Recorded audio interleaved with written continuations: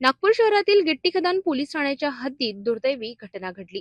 29 मार्च रोजी आर्यन चंद्रशेखर पटेल वय वर्ष 16 राहणार सिद्दीकी लेआउट गोदनी हा आपल्या मित्रांसोबत पेटेसूर येथील स्वराज फार्म समोरील खदानीत पोहण्यासाठी गेला होता। दरम्यान पोहत असताना आर्यनचा पाण्यात तोल गेला आणि तो खोल पाण्यात बुडाला।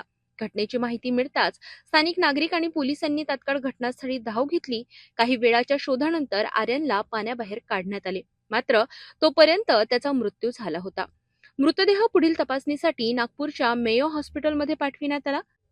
या प्रकरणी मृतकाचे वडील चंद्रशेखर पटेल यांच्या फिर्यादीवरून गिट्टी खदान पोलीस ठाण्यात अकस्मात मृत्यूची नोंद करण्यात आली आहे। पोलीस उपनिरीक्षक चौद खान पठाण हे पुढील तपास करीत असून, दरम्यान उन्हाळ्याच्या पार्श्वभूमीवर अशा खदानीतील धोकादायक ठिकाणी पोहण्याचे प्रमाण वाढत असून अशा घटना वारंवार घडत आहेत। मुलांनी आणि पालकांनी विशेष काळजी घेणे गरजेचे असल्याचे आवाहन प्रशासनाकडून करण्यात आले आहे।